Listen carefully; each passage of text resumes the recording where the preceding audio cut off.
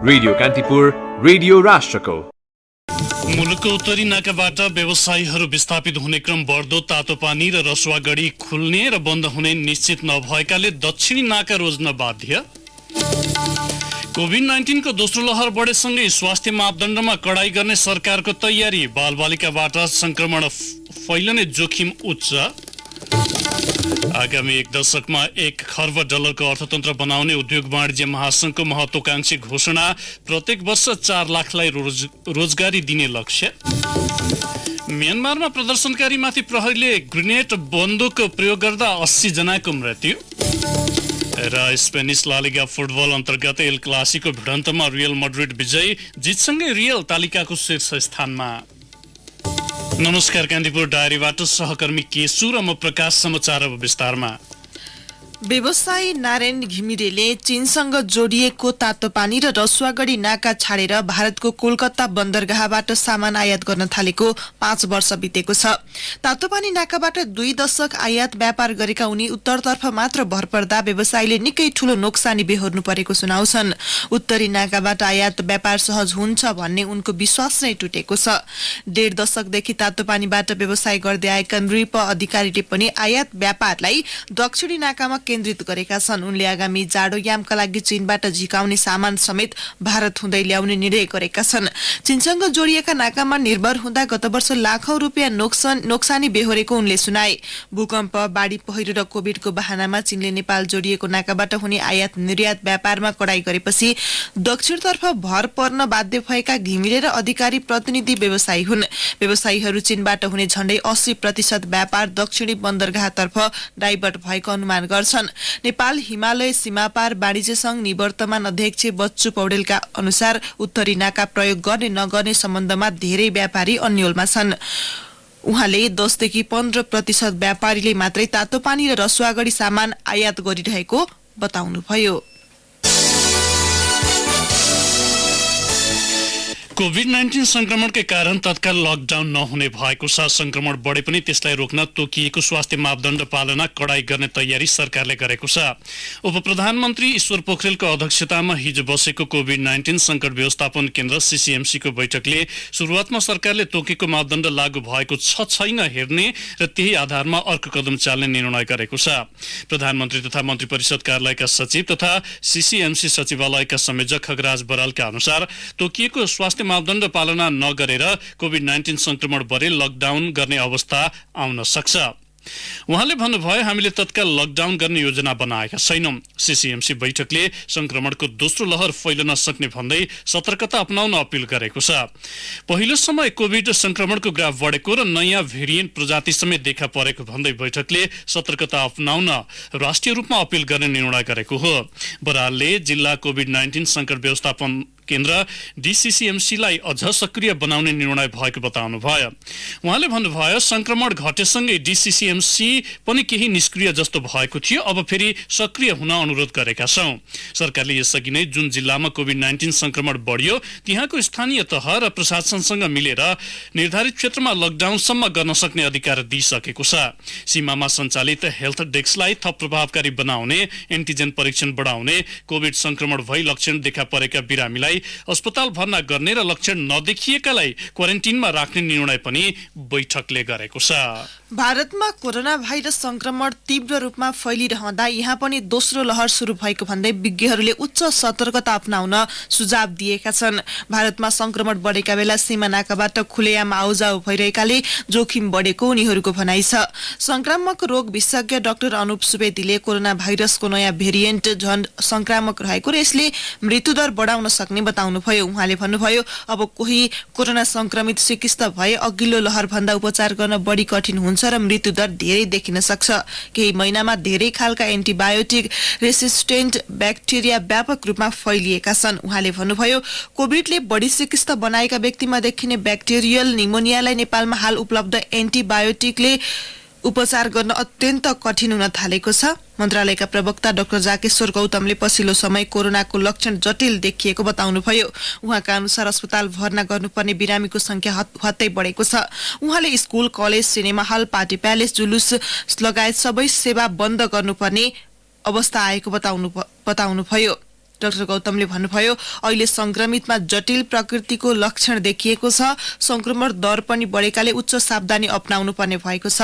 Shukraraj tropical तथा सरुवा रोग अस्पतालका प्रमुख कन्सल्ट्यान्ट डाक्टर अनुप बास्तोलाले जनघनत्व बढी भएका स्थानमा दोस्रो लहर टार्नै नसक्ने गरी फैलिन सक्ने खतराको घण्टी बजिसकेको उहाँले बताउनुभयो। अब कान्तिपुर सविस्तार।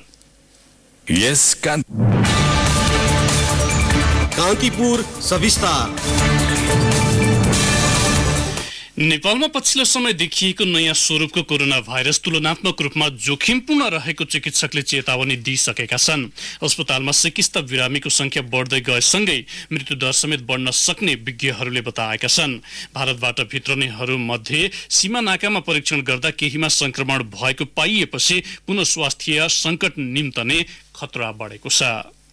कोरोना भाइरसको दोस्रो लहरले अवस्था विकराल हुन सक्ने विज्ञहरूको आकलन अनुरूप सरकारी संयन्त्र समेत उत्तिकै चनाखो भइरहेको छ। पछिल्लो समय दैनिक औसतमा 300 बढीमा भाइरस संक्रमणको दर देखिँदै आएको छ। दैनिक संक्रमण पुष्टि हुनेको ग्राफ बढिरहेको छ, तर तालुकदार निकाय भने पुरानै रणनीतिलाई जनता माझ कार्यान्वयन गर्ने पक्षमा देखिन्छ। स्वास्थ्य मन्त्रालयका प्रवक्ता डाक्टर जागेश्वर गौतम, भिडभाड कम गर्ने, जनस्वास्थ्यका मापदण्डहरू फलो गराउने एउटा मुख्य रणनीति थियो। दोस्रो भनेको उपचार गर्ने को व्यवस्थापन गर्ने, किनभने धेरै मान्छेहरू सिक हुनेवाला छन् हैन। मुख्य कुरा अक्सिजन हो र अरू चाहिँ आवश्यकता अनुसार जस्तो कसैलाई एचडीयूमा राख्नु पर्ला, कसैलाई आइसीयूमा राख्नु पर्ला, कसैलाई साधारण बेडमै राखेर उपचार गर्न सकेला त्यो गर्ने हो। अर्को भनेको त्यसका लागि चाहिने टेस्टिङदेखि लिएर उपचारसम्म चाहिने सामानको व्यवस्थापन गर्ने हो। त्यो हामीले प्रोजेक्ट गरेर हामीले त्यो खालले चाहिँ तयारी गरिरहेछौँ। गत वर्ष सरकारले यही रणनीति अघि बढायो, तर चाहे अनुरूपको प्रभावकारिता देखिएन। बरु सरकारको चर्को आलोचना भयो। संक्रमण बढ्दै जाँदा सरकारकै प्रतिनिधि र बुद्धिजीवी भनिनेहरूको भाइरसका बारेमा गलत सन्देश फैलाउँदा कैयौं मानिस संक्रमणको चपेटामा पर्ने डर बढ्यो। तर यो वर्ष भने सामान्य अवस्था नरहेको चिकित्सकको बुझाइ छ। पछिल्लो समय भारतमा बढ्दो संक्रमण र भारतसँग जोडिएका सीमा नाकाबाट मानिसहरू दिनहुँ खुला रूपमा भित्रिनुले पनि अवस्था थप भयावह हुने देखिएको छ। पछिल्लो समय भारतको नाकासँग जोडिएका जिल्लामा कडाई गरे पनि मानिसहरू लुखिछिपी नेपाल आउने गरेका छन्। कोरोना भाइरस का नयाँ भेरिएन्ट झन संक्रामक रहेकाले सरकारले थप कडाइका साथ रणनीति अपनाउनु पर्ने र समयमै चनाखो नबन्ने हो भने कोरोना भाइरसको दोस्रो लहर धान्न हम्मे पर्ने संकेत गर्छन् डाक्टर शेरबहादुर पुन। 1 वर्ष अगाडिको जुन पहिलो लहर जतिको मात्र हामीले प्रयास गर्यौं भने त्यो पुग्ने छैन भन्ने हो। सरकारको तर्फबाट पनि एउटा गर्न त कोसिस गरे हो, तर कतै न कतै अब अलिकति ढिलो अथवा कमजोरी भइरहेको जुन छ त्यतिसम्म त गरे थिए, त्यति गरे पुग्छ भनेर नसोचौं। उहाँहरूले पनि अलिकति आक्रामक रूपमा चाहिँ आइसोलेसन क्वारेन्टिनको कुराहरू आउँछ। त्यसपछि पत्ता लगाउने भयो, कन्ट्याक्ट ट्रेसिङ गर्ने भयो, त्यसपछि आइसोलेसन बस्दा कोही बिरामी भयो भने उहाँहरूलाई कसरी अस्पतालसम्म पुर्याउने भन्ने कुराहरू भयो, संस्कार कसरी गर्ने भन्ने। यहाँसम्म चाहिँ उहाँहरूको जुन पहिला योभन्दा अगाडिको प्रयासहरू गरेको थियो त्योभन्दा अझ मेहनत र अझ चुस्त एकदमै चनाखो हुनुपर्ने चाहिँ देख्छु। नेपालमा संक्रमणको दर उच्च हुनुमा छिमेकी देश भारतको प्रभाव बढी देखिन्छ। भारतको स्वास्थ्य तथा परिवार कल्याण मन्त्रालयको तथ्याङ्क अनुसार पछिल्लो 24 घण्टामा 1,45,384 जनामा संक्रमण पुष्टि भएको देखिन्छ, जुन कोरोना महामारी सुरु भए ताकै सबैभन्दा बढी संक्रमितको संख्या मानिएको छ। अहिले सरकारले 25 जना भन्दा बढीको भेला नगर्न, भिडभाड कम गर्न, मानिसको उपस्थिति बाक्लो हुने स्थानहरूमा सावधानी अपनाउन, मास्क प्रयोग गर्न, हात धुन सुझाएको छ। सिनेमा घर र विद्यालय क्षेत्रलाई बढी जोखिमका रूपमा हेरिएको छ, तर सरकारी अनुरोधको व्यवस्था हुँदा जोखिम बढ्दै गएको कोभिड-19 संक्रमण व्यवस्थापन समितिका खगराज बराल बताउँछन्। स्वास्थ्य मापदण्ड परिपालना गर भन्दाखेरि यो त आम पब्लिकले पालना गर्दैन भनेको। पहिलाको हामीले अलिकति फोर्सफुल्ली गर्न खोजिरहेका थियौँ, तर फोर्सफुल्ली मात्रै होइन, अब 1 वर्षभित्र त अवेर आउँदैन भने त यो त गाह्रो कुरो हो कि। अब त हामीले गरेको निर्णय त परिपालन गर्नु पर्यो नि। आफ्नै स्वास्थ्यलाई नि गर्नु पर्यो, आफ्नो परिवारलाई गर्नु पर्यो। सबै मान्छे पनि जिम्मेवार छन् होइन, अब राजनीतिक पार्टीहरू पनि जिम्मेवार छन्, सबैले परिपालन गर्नु पर्यो। हाम्रो त एउटै कुरो हो नि, परिपालन गर्यो भने चाहिँ समस्या आउँदैन। नेपालमा पछिल्लो 10 दिन यता कोरोनाका सिकिस्त बिरामीको संख्या बढ्दो छ। यसअघि पनि व्यक्तिले सतर्कता नअपनाउँदा गत कार्तिकमा कोरोना महामारीले भयावह रूप लिएको थियो। विश्व महामारीको रूपमा लिएको कोरोना संक्रमण न्यूनीकरणका लागि व्यक्तिले पनि सहयोग गरे मात्र सरकारले तय गरेको रणनीति कार्यान्वयन गर्न सहज हुनेछ। कोरोना संक्रमण आफैमा भयावह रहेको यसअघि नै पुष्टि भइसकेकाले पनि व्यक्ति आफै सतर्क बन्न जरुरी छ। रेडियो कान्तिपुरका लागि सन्तोष गन्धर्व। कान्तिपुर सविस्तार। कान्तिपुर सविस्तारपछि कान्तिपुर डायरीमा अब ब्रेकको पालो। अब बाँकी प्रसंग आफ्ना सांसद एमालेमा प्रवेश गरेको भन्दै माओवादी केन्द्रले दिएको सूचनाको आधारमा प्रतिनिधि सभाका 4 र प्रदेश सभाका 3 सदस्यको पद खारेज भइसकेको छ। राष्ट्रिय सभाका 2 सदस्यको पद पनि खारेज हुँदैछ। माओवादी केन्द्रले रामबहादुर थापा र चन्द्रबहादुर खड्काले दल त्याग गरेको सूचना संघीय संसद सचिवालयमा बुझाउँदै राष्ट्रिय सभा सदस्यबाट उनीहरूलाई पदमुक्त गर्न सिफारिस गरेको छ। उनीहरू दुवै एमालेमा छन्। राष्ट्रिय सभा बैठक अधिवेशन अन्त्य भइसकेकाले सचिवालयले पदमुक्त गरिएको सूचना टाँसेपछि उनीहरू राष्ट्रिय सभा सदस्य रहँदैनन्।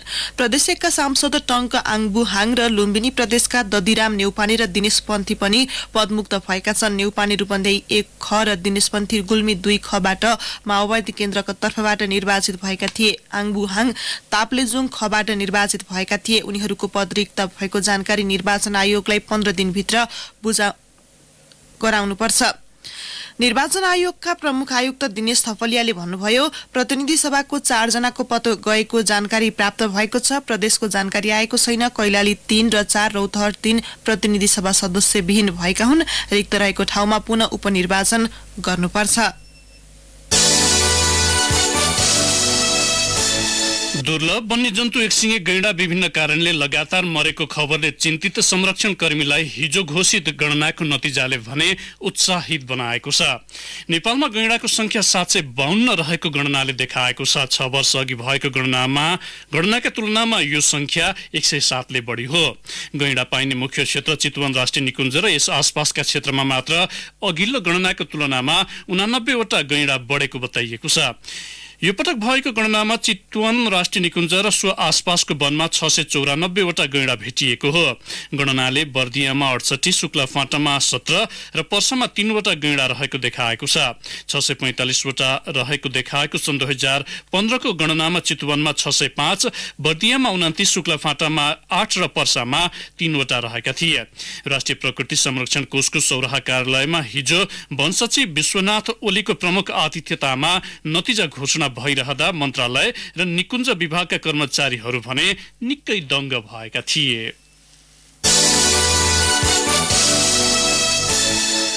सरकारले 2046 को जनआन्दोलन र त्यसपछिका विभिन्न समयमा भएका शान्तिपूर्ण र सशस्त्र आन्दोलनमा सहभागीलाई लोकतान्त्रिक योद्धाबाट सम्मान गर्ने भएको छ। अग्रगामी लोकतान्त्रिक परिवर्तनका लागि भएका सबै जनआन्दोलन, सशस्त्र संघर्ष र क्रान्तिका क्रममा जीवन उत्सर्ग गर्ने शहीद तथा बेपत्ता व्यक्तिका परिवार, द्वन्द्व पीडित, विस्थापित, अंगभंग भएका व्यक्ति, घाइते तथा पीडितलाई सम्मान गर्न लागि हो।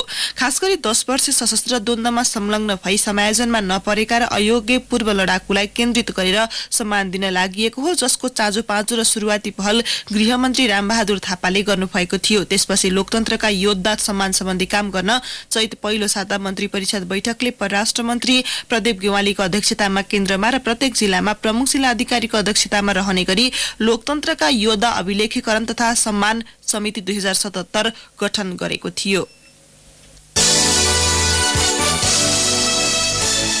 पाटनको पटको टोलबाट 37 वर्ष अघि हराएर 1 वर्ष अघि अमेरिकाको डल्लास म्युजियममा भेटिएको वासुदेव कमलाजा लक्ष्मीनारायणको मूर्ति भोलि ल्याइ पुर्याइने भएको छ। नेपालबाट चोरिएको प्रमाणित भएपछि गत नोभेम्बर 30 मै सो मूर्तिलाई म्युजियमले अमेरिकी प्रहरीको federal bureau of investigation FBI लाई हस्तान्तरण गरेको थियो। FBI ले 2 महिना अघि वाशिंटन स्थित नेपाली दूतावासमा बुझाएको मूर्ति अमेरिकी सरकारकै ढुवानी खर्चमा ल्याइन लागि हो। 70 केजीको वासुदेव कमलाजा मूर्तिमा बायाँतर्फ विष्णु नारायण र दायाँपट्टि अर्धलक्ष्मीको आकृति छ। अन्वेषक नैनसिंह वाङदेलको स्टोलन इमेज अफ नेपाल सन् 1989 पुस्तकमा समेत प्रकाशित सो मूर्ति सन् 1984 मा चोरी भएको थियो। कला सम्पदा सम्बन्धी सो शोध पुस्तकमा 277 वटा नेपाली मूर्ति सम्पदा चोरिएको विवरण रहेको छ।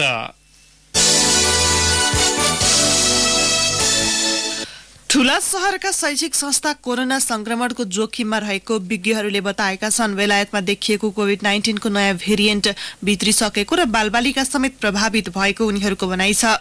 स्वास्थ्य मन्त्रालय इपिडेमियोलोजी तथा रोग नियन्त्रण महाशाखा EDCD का निर्देशक डाक्टर कृष्ण प्रसाद पौडेलले भन्नुभयो, शैक्षिक संस्था कोभिडको जोखिम स्थलका रूपमा देखिएका छन्। हामीले गरेको निगरानीमा धेरैजसो स्कुले बालबालिका संक्रमणको लक्षण रहित अवस्थामा देखिएका छन्। तीव्र गतिले फैलिने र कडा रूपमा देखिन सक्ने नयाँ प्रजातिको जोखिममा पछिल्लो समय स्कुले बालबालिका उल्लेख्य संख्यामा देखिएको पौडेलले बताउनुभयो। तिनै बालबालिकाबाट अभिभावक र समुदायमा संक्रमण सार्न सक्ने जोखिम पनि देखिएको छ। गत वर्षको लहर बच्चाहरूका लागि कम घातक देखिए पनि यसपालि कडा लक्षण देखिने विज्ञको भनाइ छ। कोभिडको डबल म्युटेन्ट वयस्कसँगै बच्चाहरूका लागि बढी घातक छ। अमेरिकामा गरिएको एक अध्ययनलाई औलाउँदै डाक्टर पौडेलले भन्नुभयो, संक्रमणले गर्दा सघन उपचार चाहिने वयस्क भन्दा बामे सर्ने बालबालिकाको शरीरमा यो भाइरसको मात्रा बढी पाइएको छ। बच्चाहरू संक्रमणको लुकेको स्रोतका रूपमा देखिनुका साथै समुदायमा संक्रमण वाहकका रूपमा रहेको चिनिया विश्वविद्यालयका अनुसन्धानकर्ताहरूले औलाएका छन्। मेलम्ची पानीको लिकेजले गर्दा उपत्यकाका सड़कमा बनेका खाल्डा टार्न 1 करोड रुपैयाँ भन्दा बढी खर्च लाग्ने भएको छ। पुरानै प्रणालीबाट मेलम्चीको पानी वितरण गरिएकाले लिकेज हुने क्रम पछिल्लो समय निकै बढेको छ। यसले नयाँ कालोपत्रे सड़क बिग्रने र खाल्डा पर्ने समस्या देखिएको डिभिजन सड़क कार्यालय काठमाडौँले जनाएको छ। भर्खरै कालोपत्रे गरेका सड़कमा समेत पानी पर्दा खाल्डा भएका छन्। काठमाडौँ उपत्यका खानेपानी लिमिटेड केयुकेएलले मेलम्चीको पानी वितरणको काम गर्दै आएको छ। डिभिजन सड़क कार्यालय काठमाडौँका प्रमुख कुबेर नेपालीले भन्नुभयो, खानेपानी वितरणमा तयारी नपुगेको देखिन्छ। लामो प्रतीक्षापछि आएको मेलम्चीको पानी रोक्ने कुरो भएन, तर पानी लिकेजकै कारण सड़कमा खाल्डा थुप्रिनु राम्रो भएन। पाइप फुट्दा बनाउने र सड़क मर्मत गर्ने काम सम्बन्धित निकायबाटै हुनुपर्ने उहाँको भनाइ छ।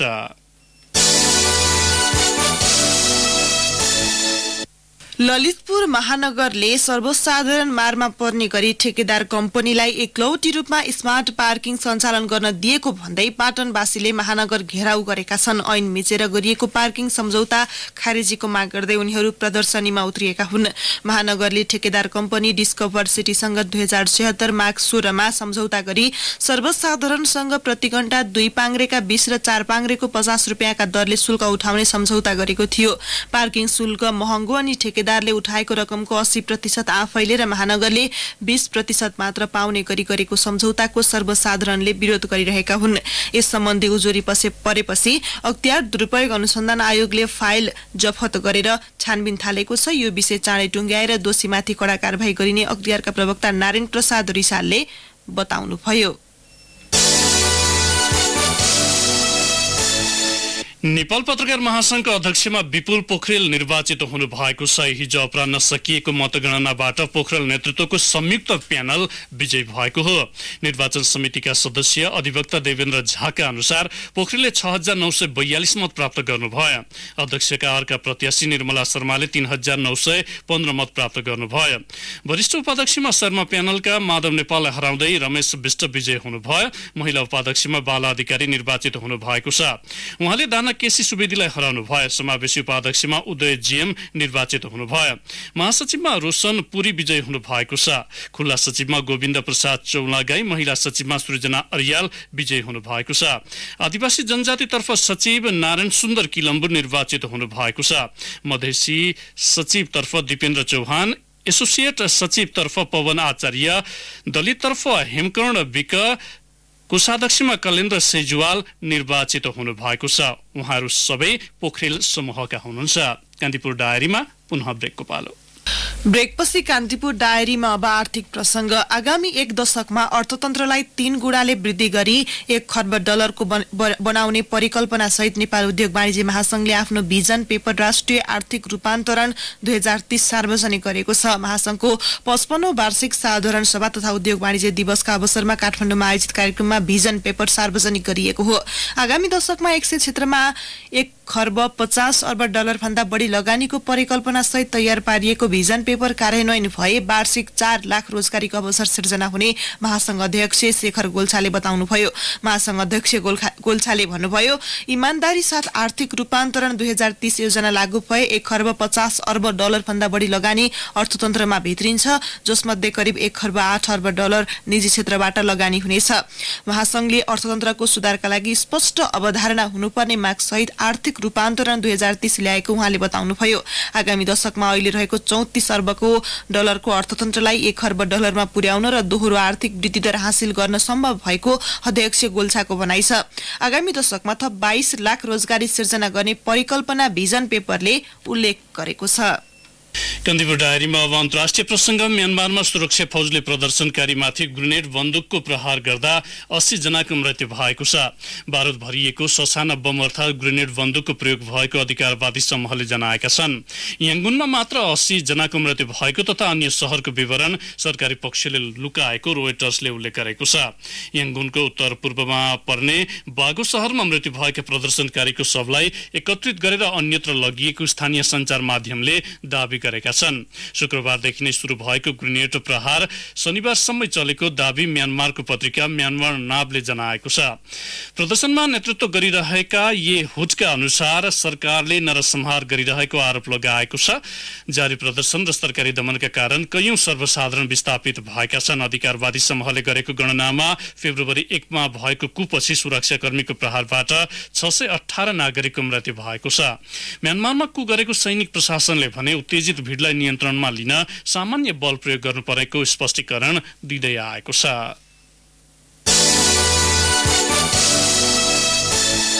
कान्तिपुर डायरीमा अब खेल प्रसङ्ग। स्पेनिस लालिगा फुटबल अन्तर्गत एल क्लासिको भिडन्तमा रियल मड्रिडले बाजी मारेको छ। बार्सिलोनालाई 2-1 गोल अन्तरले हराउँदै रियल तालिकाको शीर्ष स्थानमा पुगेको हो। अल्फ्रेडो डी स्टेफानो स्टेडियममा घरेलु टोलीलाई जिताउन करिम बेन्जिमा र टोनी क्रुसले 1-1 गोल गरे। बार्साका ओस्कार मिन्गुएजाले 1 गोल फर्काए। पहिलो हाफमै 2-0 को अग्रता बनाएको रियलले दोस्रो हाफमा भने लय गुमाएको थियो। बेन्जिमाले खेलको 13औं मिनेटमा गोल गर्दै रियललाई अग्रता दिलाएका थिए। 28औं मिनेटमा क्रुसले रियलको अग्रता दोब्बर पारे। मिन्गुएजाले 60औं मिनेटमा गोल गर्दै बार्साको अन्तर घटाएका थिए। 69% बल पोजिसनको खेलमा बार्साले पाएका थप अवसर भने सदुपयोग गर्न नसक्दा हार भोग्न बाध्य भयो। खेलको अन्तिम समय कासिमिरो रातो कार्ड खाँदै मैदानबाट बाहिरिएपछि त्यसपछिको समय रियल 10 खेलाडीमा सीमित बन्यो। 30 खेलबाट 66 अङ्क जोडेको रियल समान अङ्क भएको एथलेटिको मड्रिडलाई गोल अन्तरले पछि पार्दै शीर्ष स्थानमा पुगेको हो। यद्यपि एथलेटिकोले 1 खेल कम खेलेको छ। बार्सा भने 30 खेलबाट 65 अङ्क सहित तेस्रो स्थानमा छ। आइबरलाई 1-0 ले हराएको लेबान्ते तालिकाको 8औं स्थानमा उक्लिएको छ। गेटाफे भने काडिससँग 1-0 ले पराजित भयो। डिपोर्टिभो अलावेस र एथलेटिको बिल्बाओले गोलरहित बराबरी खेल्दै अङ्क बाँडेका छन्।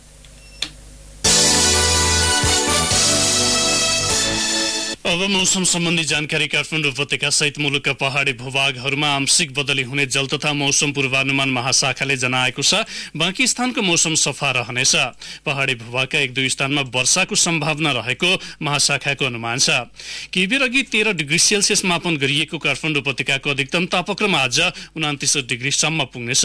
सूर्योदय बिहान 5:42 भयो भने सूर्यास्त भरे साँझ 6:27 हुनेछ। हवस् त यिनै प्रसङ्गसँगै कान्तिपुर डायरीको यो बुलेटिन यही सकिन्छ। 8 बजे डेभलपमेन्ट एन्ड इकोनोमिक्स डायरीका साथ उपस्थित हुने नै छौं। केशु र प्रकाश आज्ञा माग्छौं। नमस्कार।